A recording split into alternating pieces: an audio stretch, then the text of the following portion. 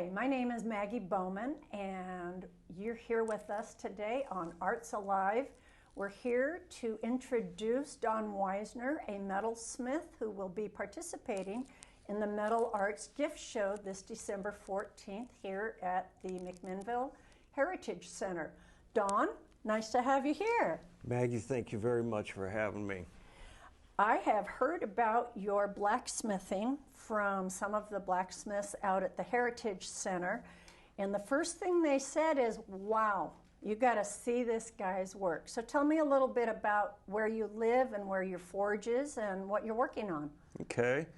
I'm 70 years old, and I've been in this for quite a while. I started blacksmithing probably in the early 90s. I've been metal sculpting since like 1978. I was an iron worker, okay. And so that's kind of how I got into the metal trade side of this right here. And a friend of mine came up one time, and he's got this ship that he had made and stuff like that. And I'd always loved ships, and I was like, gosh, I could do that. And boom, I did it, and I started it off, and I threw in some copper and some different stuff because he had kind of painted in a little bit, and I said, and stuff. Let's do it with some more, natural type colors. So that's how I started. So that ship was the first thing you that was the first thing I did. Created. Yep, so created was I called myself the Copper Shipyard. The Copper. And I made a whole bunch of ships and for restaurants and whatnot around. I was living in Aloha at the time. Do you know of any restaurants that still have them up? No, I don't think there's any. Gosh, that was 40 some years ago and stuff. But I've been down at the beach now since 1987. I live in a little place called Rose Lodge, and it's kind of a secluded place, and I live on Slick Rock Creek. Slick Rock Creek. Okay, I know where the creek is. Yeah, there we call it a creek.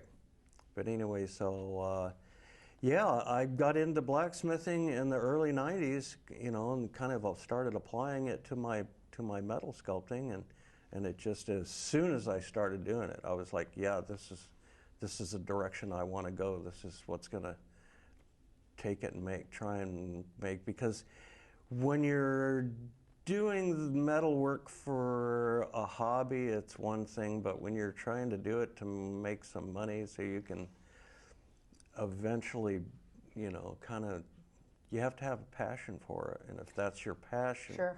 you got to figure out how to go that direction.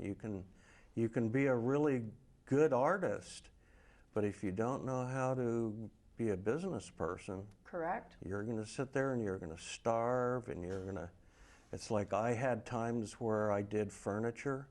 I'd do a couple pieces of furniture, and boom, boom, they'd sell right off the bat, sell good money. It's like, that's the direction I want to go right there. And I'd never sell another piece of furniture for like 5 or 6, 7 years. Go figure.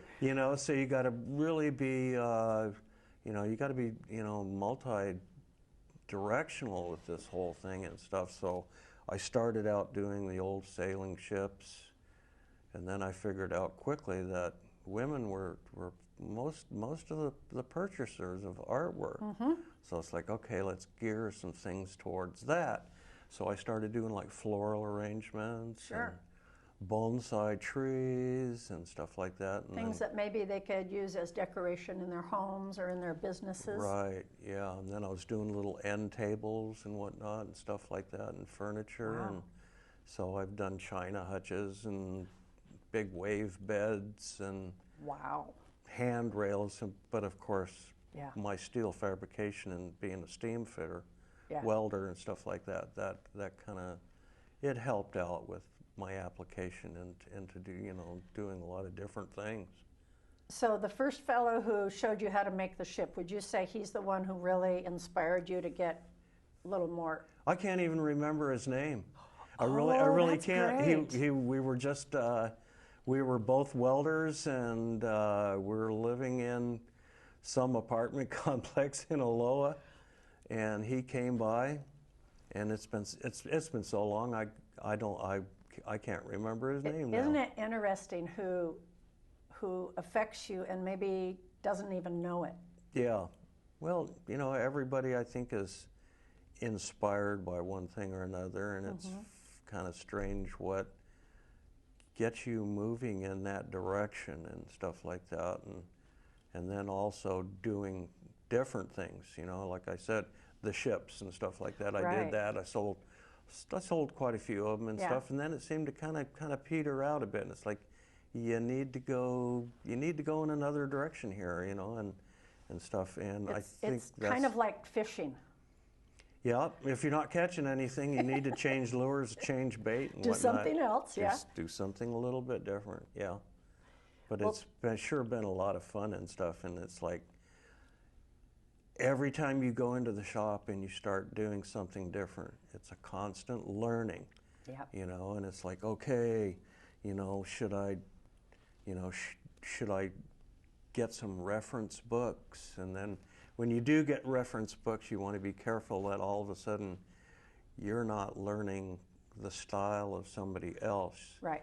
And all of a sudden you find yourself copying somebody else because you really like it and stuff. You gotta kind of work it in and stuff like that, and kind of keep your own style. Right. You can be inspired by what they do, but you have to make it your own. Yeah.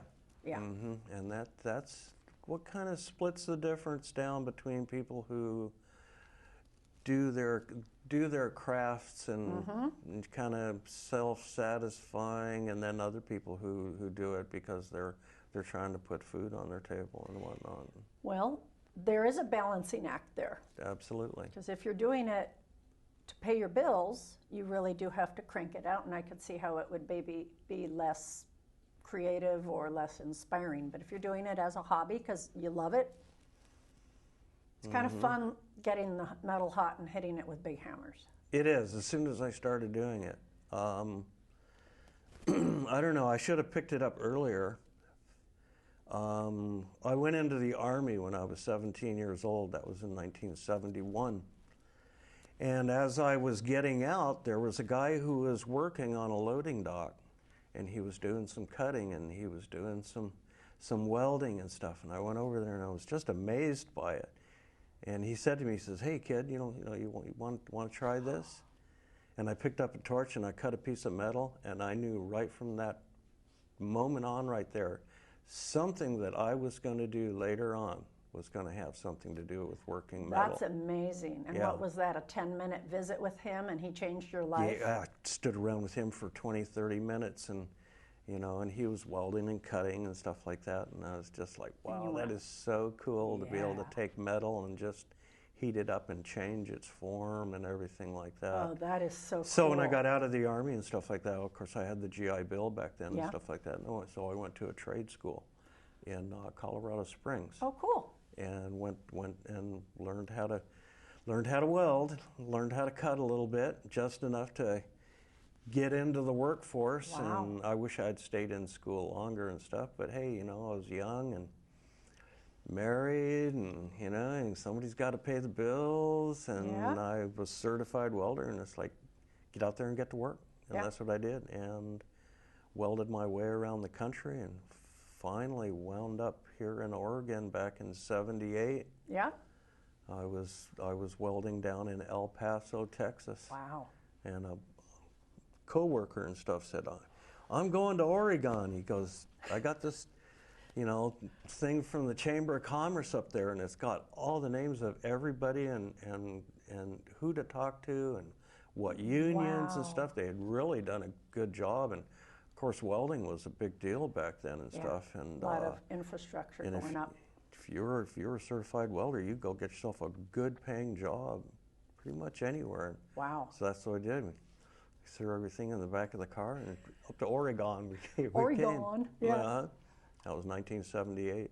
So I spent about 9 years in Portland and doing, and getting into the, into sculpting and stuff like that. But it wasn't until I came down to the beach, and I was like, and I'm not sure what got me in the direction of the blacksmithing, but I was doing a bit of it, and all of a sudden, somebody that I knew, a guy named Gerald Kinman, and he's very Amish looking and stuff like that. And he came up to me, and I didn't know he blacksmithed, but he turned out to be a very well-known bookbinder.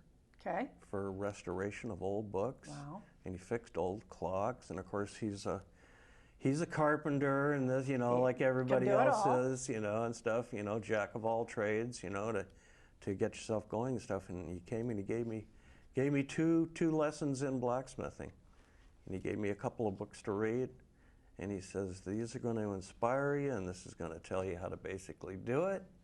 So game on. Game on, and he gave me 2 lessons, and he said everything else now, he says, you will learn at the end of the hammer. And that's the way it was. Great thing to say. Yeah, I wish he was still around. Everything else you will learn at the end of a hammer. Yeah. Oh, that's good. Yeah. Yeah. Just do it. You'll learn it. Just do it. Mm-hmm.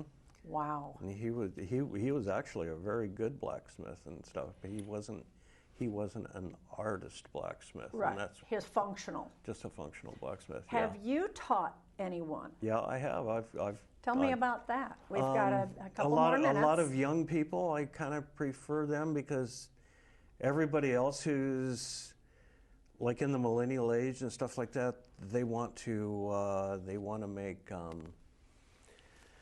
ninja swords and throwing stars and all this sort of stuff. And I'm like, you know, these people who created these swords and stuff, and you know, which were great artists and stuff. I said, you know, yeah, these Asian people, you know, they did that, and their forefathers did it and stuff, and most of them, they might have only made a dozen swords in their whole life. Right. And I said, I don't have time.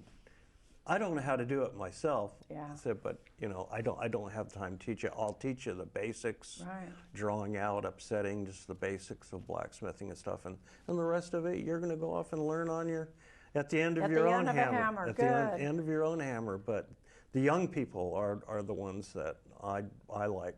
High school kids right now are real yeah, eager well, they're to all learn. watching the Forged in Fire, and they're really hip on that and stuff. But back a long time ago, I did a couple of years down at the Rose Festival in Portland. Cool. Down there, I set up down there and did a little demonstration and just made a fireplace poker, which took like 35, 40 minutes. Yeah. Never sold a one of them, ever. Never did. But the crowds of people they loved watching. Boy, you'd pop that piece of hot metal out of your forge, and I swear a building could fall down behind them, and they wouldn't have turned around. They were just absolutely just affixed to that right there. It's just what a captured audience they were, and it was a lot of fun, and that's what kind of got me into the teaching of it. And well, that's nice. I don't know. I think teaching's kind of in my family's blood. My mother taught watercolor painting. My father was a lifer in the Air Force, and he taught aviation. So teaching is in you're genetically hardwired to teach. And my brother and I, we taught scuba diving out in Vermont at one time. He's ex-SEAL team and whatnot and stuff. So teaching's kind of in that, and I really enjoy passing it on. We've just got a few seconds left. Tell us a few things that we might see in your show this year at the Metal Arts Gift Show. I'm going to bring some kind of high-end pieces that I've done, and some pieces that are, you know, simple, affordable type pieces and stuff like that. But I think my bonsais I want to see the bonsai tree. Yeah, and I have a ship in which I'm gonna, one that I have left. Good. Are you willing to part with it? Hey, artists are like that. They're willing to part with pretty much anything, you know, and stuff, because you can go out and make another one. You know? can. And it inspires you. And of course, everything that you do, you always go, the next time I'll do it better. Yeah. So thank you very much. Thank you so much. That was great. And folks, I hope you get to meet Don Wisener in person at the Metal Arts Gift Show December 14th in McMinnville at the Yamhill County Heritage Center. Thanks for joining us today. Yep, come by. It sounds like it's going to be a good time.